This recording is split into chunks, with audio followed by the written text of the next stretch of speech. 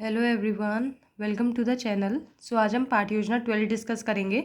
जब भी हम कोई पाठ योजना बनाते हैं तो उसमें कुछ जनरल इन्फॉर्मेशन फिल करते हैं, जैसे कि विषय हमारा भौतिक विज्ञान है, प्रकरण आज हमने वायु लिया है और ये कक्षा छठी का प्रकरण है। कालांश और दिनांक आप वही फिल करेंगे जिस भी दिनांक में आप बच्चों को ये पाठ योजना पढ़ा रहे होंगे। फिर लिखते हैं हम कुछ सामान्य उद्देश्य। तो जो हमारे सामान्य उद्देश्य होते हैं वो सब्जेक्ट ओरिएंटेड होते हैं, यानी कि बच्चों को अगर हम सब्जेक्ट भौतिक विज्ञान पढ़ा रहे हैं तो भौतिक विज्ञान को पढ़ाने के हमारे क्या उद्देश्य होने चाहिए। तो छात्राओं में वैज्ञानिक गतिविधियों को आधार बनाकर मूल्य, दृष्टिकोणों, नैतिकता का विकास करना। जब हम बच्चों को भौतिक विज्ञान पढ़ाएंगे तो उनमें वो उसे समझकर समस्या को समाधान कर सकते हैं, अपनी डेली लाइफ में यूज़ कर सकते हैं, उसका उपयोग कर सकते हैं, सुधार ला सकते हैं, एक समझ विकसित कर सकते हैं। तो ये जितने भी उद्देश्य हमारे विषय से रिलेटेड रहेंगे वो सभी सामान्य उद्देश्य में आ जाएंगे। फिर आते हैं हमारे विशिष्ट उद्देश्य। तो हमारे विशिष्ट उद्देश्य टॉपिक ओरिएंटेड होते हैं, यानी कि टॉपिक यानी कि प्रकरण अगर हमने वायु लिया है तो वायु को पढ़ाने के हमारे क्या उद्देश्य होने चाहिए। तो छात्राएं वायु शब्द को परिभाषित करने में सक्षम होंगे, छात्राएं वायु के घटकों को वर्गीकृत कर सकेंगी, छात्राएं अपने दैनिक जीवन में वायु के गुणों के विषय में ज्ञान को लागू कर सकती हैं। तो ये सभी टॉपिक से रिलेटेड उद्देश्य हमारे विशेष उद्देश्य में आ जाएंगे। फिर आएगी हमारी सहायक सामग्री। तो ये छात्र अध्यापिका के लिए होती है, जैसे शामपट, चौक, चार्ट, डस्टर आदि। इन सब की मदद से छात्र अध्यापिका बच्चों को पाठ्य योजना पढ़ाते हैं। उसके बाद पूर्व ज्ञान। तो छात्राओं वायु से संबंधित सामान्य जानकारी रखती है। फिर आते हैं हमारे प्रस्तावना प्रश्न। तो जो हमारे प्रस्तावना प्रश्न होते हैं वो हम मेन टॉपिक यानी कि जो अपना प्रकरण है उसे पढ़ाने से पहले पूछते हैं, और इन्हें पूछने का जो मेन एम होता है वो होता है बच्चों में इंटरेस्ट डेवलप करना। जो भी हम उन्हें टॉपिक पढ़ाने जा रहे हैं उससे पहले हम इन्हें पूछ के बच्चों में इंटरेस्ट डेवलप करते हैं कि आज हम क्या पढ़ाने वाले हैं। इनकी जो संख्या होती है वो 4 से 5 होती है, और इन्हें जो बनाने का पैटर्न होता है वो जिगजैग पैटर्न फॉलो किया जाता है, यानी कि जो क्वेश्चन फर्स्ट का आंसर आएगा उससे रिलेट करके हमें नेक्स्ट क्वेश्चन पूछना है, फिर जो उसका आंसर आएगा उससे रिलेट करके नेक्स्ट। तो इस तरह करते करते हम उन्हें अपने लास्ट टॉपिक तक ले आएंगे। तो इसमें 2 कॉलम बनाने हैं, फर्स्ट छात्र अध्यापिका क्रिया और दूसरा छात्र क्रिया। तो हमारा पहला क्वेश्चन है, हमारे सौरमंडल में कुल कितने ग्रह हैं। तो बच्चे आराम से बता देंगे 8 ग्रह हैं। उसके बाद जीवन किस ग्रह पर मौजूद है। तो सभी को पता है पृथ्वी पर। देन थर्ड, पृथ्वी पर कौन रहता है। तो मनुष्य, पशु, पौधे आदि। उसके बाद है, पृथ्वी पर जीवित रहने के लिए मूलभूत आवश्यकता क्या है। तो जल, वायु, भोजन आदि ये सब हमारी मूलभूत आवश्यकता है। उसके बाद है, आप वायु के विषय में क्या जानते हैं। तो यह आ जाएगा हमारा संभावित उत्तर। तो संभावित उत्तर आने का मतलब है कि बच्चे अब इसे आंसर नहीं कर पाएंगे, वो शायद अच्छे से ना बता पाए वायु के विषय में, तो हम वहाँ पे लिख देते हैं संभावित उत्तर। तो जब भी संभावित उत्तर आएगा फिर उद्देश्य कथन आ जाएगा, जो छात्र अध्यापिका बोल देंगी, छात्राओं आज हम वायु के विषय में विस्तृत अध्ययन करेंगे। फिर हमें पाठ्य योजना पढ़ाने के लिए कुछ शिक्षण बिंदु सिलेक्ट करने होते हैं। तो हम फिजिकल साइंस में यानी कि भौतिक विज्ञान में 3 शिक्षण बिंदु लेते हैं। तो इसमें हमने पहला लिया है वायु। तो हम पहले वायु को एक्सप्लेन करेंगे। तो फिर इसमें आ जाएगा अपेक्षित व्यावहारिक उद्देश्य। उसके बाद नेक्स्ट कॉलम बनेगा इसमें शिक्षण अधिगम छात्र अध्यापिका क्रिया का। इसमें फिर नेक्स्ट कॉलम बनेगा छात्र क्रियाएं का और शिक्षण विधि या प्रविधि, और सबसे लास्ट में मिलेगा मूल्यांकन का कॉलम। तो छात्र अध्यापिका क्रिया में छात्र अध्यापिका सबसे पहले बच्चों से विकासात्मक प्रश्न पूछेंगे। पहला, गैसों के मिश्रण को क्या कहते हैं। तो बच्चे बता देंगे आराम से वायु। उसके बाद दूसरा, वायु क्यों महत्वपूर्ण है। तो यह आ जाएगा हमारा संभावित उत्तर। तो संभावित उत्तर आ गया है, इसका मतलब है कि बच्चे अब ये नहीं बता पाएंगे, तो छात्र अध्यापिका इसको अब एक्सप्लेन करेंगे। उसके बाद शिक्षण विधि या प्रविधि में प्रश्नोत्तर विधि। तो ये हमारी प्रश्नोत्तर विधि है, क्योंकि यहाँ पे छात्र अध्यापिका ने बच्चों से विकासात्मक प्रश्न पूछे और बच्चों ने उत्तर दिए हैं, तो ये आ जाएगी हमारी प्रश्नोत्तर विधि। फिर जो है छात्र अध्यापिका कथन में छात्र अध्यापिका बच्चों को बताएंगे कि वायु क्या होता है, महत्वपूर्ण क्यों है। तो वायु सबसे महत्वपूर्ण प्राकृतिक संसाधनों में से एक है। वायु एक ऐसा पदार्थ है जो हमारे जीवन में अपरिहार्य है। पृथ्वी वायु के आवरण से ढकी हुई है, जिससे वायुमंडल कहते हैं। वायु सबसे महत्वपूर्ण है क्योंकि इसके बिना समय की एक नाड़ी के लिए भी कोई जीवन नहीं हो सकता। प्रत्येक जीव को अपने अस्तित्व के लिए इसकी आवश्यकता होती है।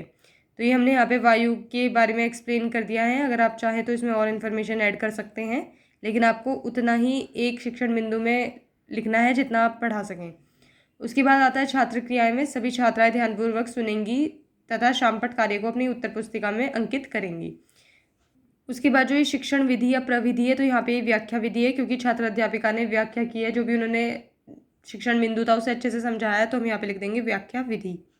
फिर सबसे लास्ट में आता है मूल्यांकन का कॉलम। तो मूल्यांकन का मतलब होता है कि हम बच्चों को कैसे इवेल्युएट करें, यानी कि उनका कैसे मूल्यांकन करें कि जो हमने पढ़ाया है उन्हें कितना समझ में आ रहा है, हमें कैसे पता चलेगा। तो हम क्या करते हैं, उनसे जो भी हमने शिक्षण बिंदु में पढ़ाया है वो उनसे एक क्वेश्चन पूछ लेते हैं लास्ट में, तो हमें उससे पता चल जाएगा कि उनका कितना ध्यान है वहाँ पे। तो ये हमें हर एक शिक्षण बिंदु के बाद में करना होता है। मूल्यांकन का एक प्रश्न ज़रूर से पूछना होता है और पूछना उसी में से है जो पढ़ाया गया है। तो इसमें पूछा है कि क्या वायु एक प्राकृतिक संसाधन है, तो अब बच्चे इसे बता देंगे। फिर लिया हमने दूसरा शिक्षण बिंदु जो कि है वायु के घटक। तो उसमें फिर से सेम वही कॉलम बनेंगे जो हमारे पहले शिक्षण बिंदु में बने थे।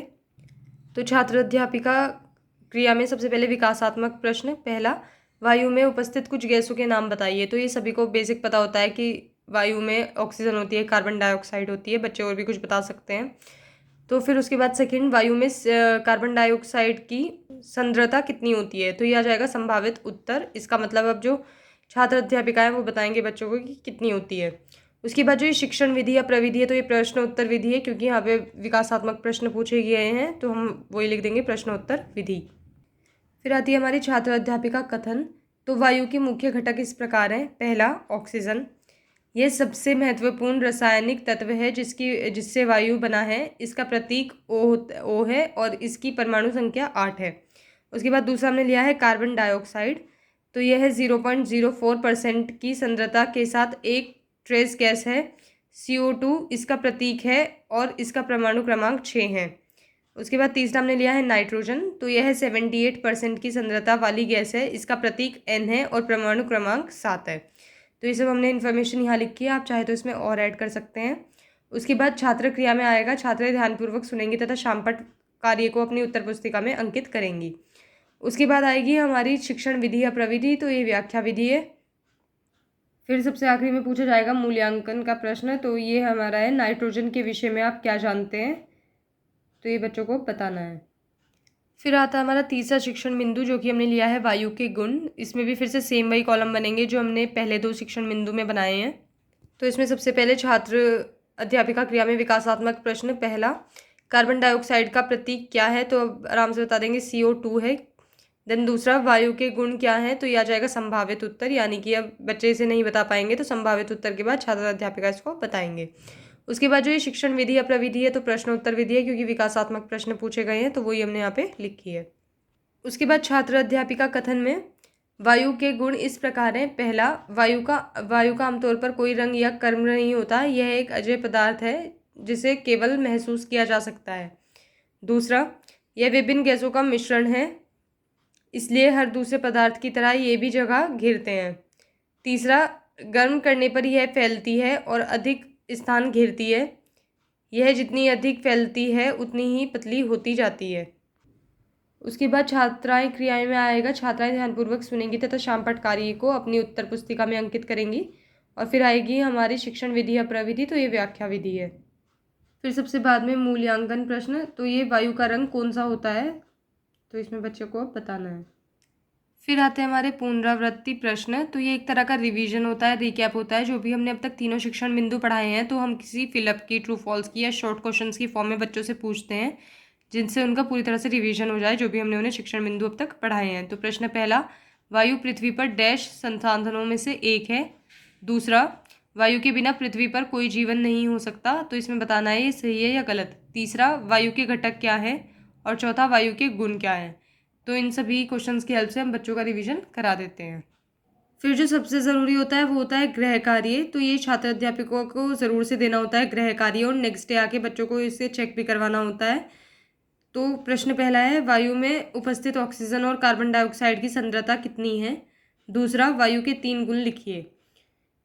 तो यहाँ पे हमारी पाठ्य योजना खत्म होती है। अगर आपको ये पाठ्य योजना पसंद आई हो then please like, share and subscribe the channel. Thank you.